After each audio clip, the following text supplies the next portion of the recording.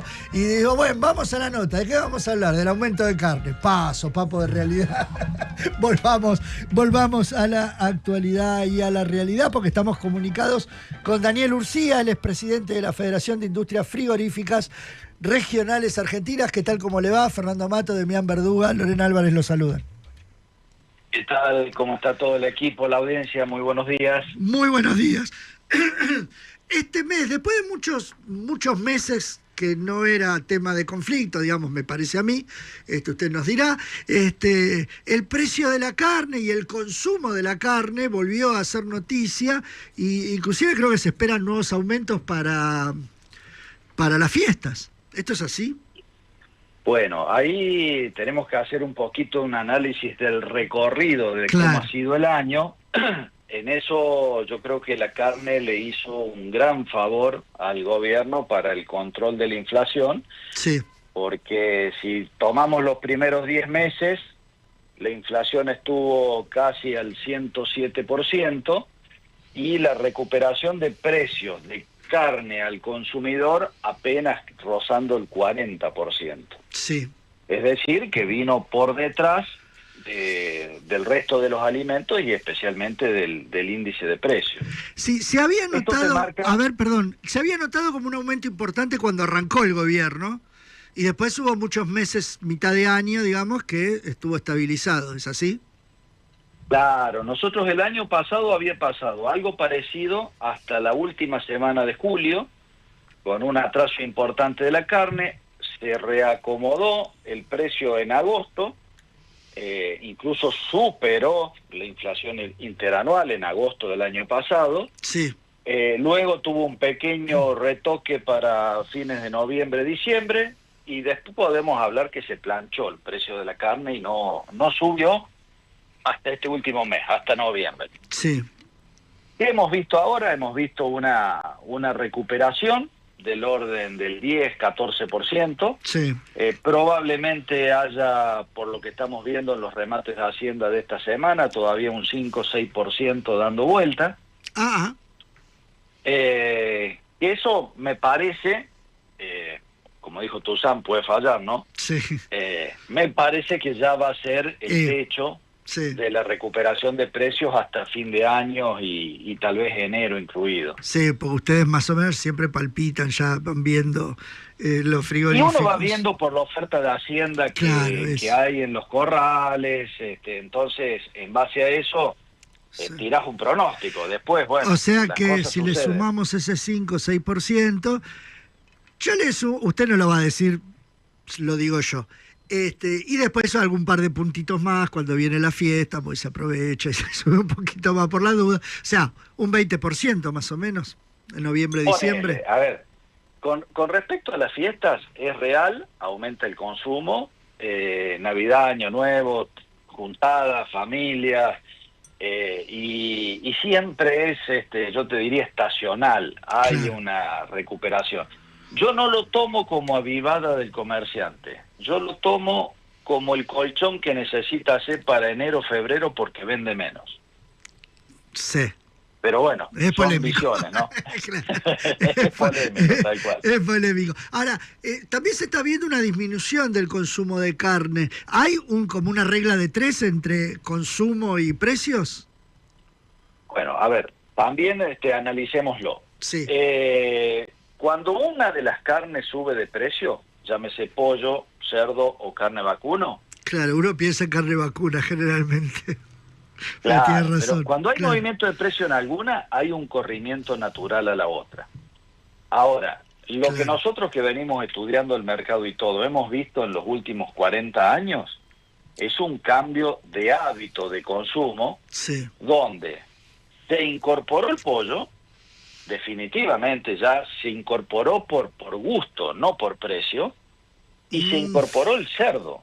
Entonces ya no hablamos de 95% de la dieta compuesta por carne vacuna, sino que hablamos de un 40% de carne vacuna, un 40% de pollo y un 20% de cerdo. O sea, el pollo ya igualó a la carne vacuna. Es un montón. Sí. Estamos hablando que, mira, a nivel mundial somos el segundo consumidor total de proteína animal, después de Estados Unidos, Sí. antes que Australia, Brasil y Uruguay. Sí. A nivel de consumo de carne vacuna somos el número 1, con 47 kilos de consumo por habitante por año. Sí. Y en el mundo se consume primero el cerdo, segundo el pollo y tercero la carne vacuna. Sí. Yo siempre digo que no tenemos idea lo afortunados que somos los argentinos de ir a una parrilla a comernos un asado como si fuera algo habitual o más o menos habitual, o juntarnos los amigos a comer un asado en otras partes, otros países del mundo. Es primero o como un lujo o como una locura. Pero además con un valor agregado al lujo que vos decís que comparto. Sí. Que toda la carne en Argentina es buena, es tierna, Claro. es sabrosa. Sí, total. Cosa que no ocurre, Sí. primero que tenemos disponible, y por calidad, sabor, terneza, yo te diría que está dentro de las mejores del mundo. Mira, Demián. Urcia, ¿cómo le va? Buen día. Entonces, ¿Cómo usted estás? a la caída del consumo de carne vacuna, en este caso, le atribuye a un cambio de costumbre y no a dificultades para poder pagarla, porque en general es más cara la carne vacuna que el pollo, por ejemplo, ¿no? Definitivamente estoy convencido que es así. Si yo miro las 2 primeras décadas de este siglo, fue la caída histórica del consumo de carne vacuna, 25%. Pero Pero al disculpe mismo que lo tiempo- interrumpa un segundito, solamente para corroborar con usted algunos datos que yo tengo en la cabeza. En el 2013, si no me equivoco, 2012-2013, el consumo llegó incluso a 60 y pico de kilos por persona y ahora está mucho más bajo. ¿Cómo se explica eso? Arrancamos el siglo con 68 Ujú. y estamos en 47. Si yo me paro en ese análisis, te digo, caída histórica, 25%. Pero ¿cuándo empieza a caer? ¿En el 2001 o después del 2013? Como dice Demián. En el 2001 empieza a caer. Ok. Sí, me voy más lejos. Empieza a caer en el 1980. Mirá, ¿Por qué? Porque empieza a crecer el consumo de carne aviar. Sí. Por eso yo hablo de cambio de hábito de alimento, porque yo te iba a decir, a la par que te hablo de la caída histórica del 25%, te digo, segundo consumidor mundial de proteína animal, Sí. en el mismo periodo. Sí. Entonces, tenemos que cambiar el análisis. Ya no podemos medir el consumo solo por la carne vacuna, sino tenemos que integrar a las otras carnes y medirlo como consumo de proteína animal. Ujú. Entonces, usted ve como un techo este 20% de aumento que va a haber ahora en total, digamos, entre fin de año.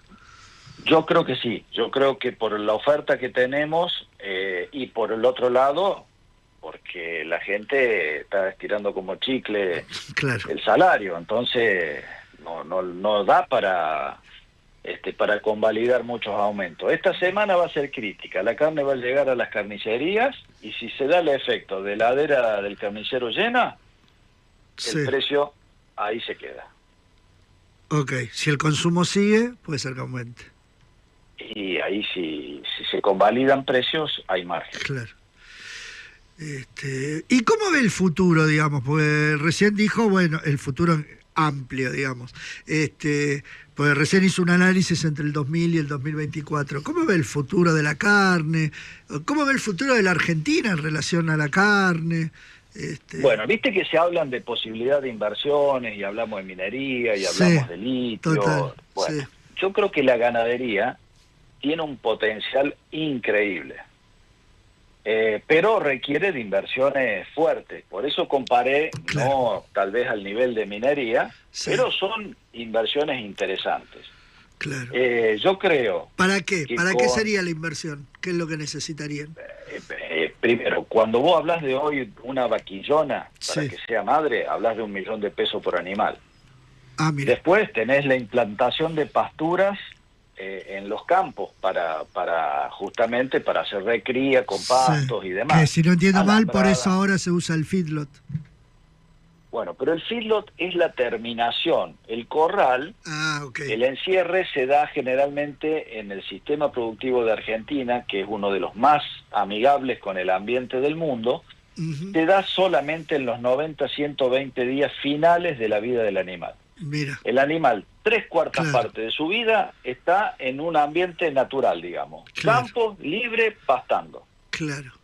Ahora, Sí, para eso necesitas alambradas, aguadas, pastos, implantación de pasturas. sí, Entonces, eso requiere inversión. Y siempre que hablamos de ganadería, hablamos de biología, y es a 4, 6 años vistas desde que vos empezás. sí, Entonces, como la inversión es importante, tener en claro si va a haber restricciones, si no va a haber restricciones, si hay mercado o no, te definen que la gente invierta o no Claro. invierta. claro. Yo creo que ahora si el mundo en general, el resto, va a necesitar proteína animal. Está demostrado. China, de hace 20 años, Sí. no tenerlo en el radar de importador, hoy es el importador principal a nivel mundial, es el principal para Argentina, con el 75% de nuestro volumen exportado con destino a China, Sí. y el resto del sudeste asiático va a ir creciendo en consumo. Bueno, esperemos que Milei no se pelee con China, ¿no? Porque si no se complica. Yo creo que hay que tiene la capacidad para diferenciar de lo que son los negocios a la política, entonces me parece que Sí, ahora reculó en un eso poco. Ahora va a reculó acomodar un el poco. carro, digamos. Bueno, Daniel Urcía, le agradecemos muchísimo este contacto con Pasos Perdidos. Un abrazo grande. Abrazo a ustedes, hasta pronto, nos vemos. Hasta pronto.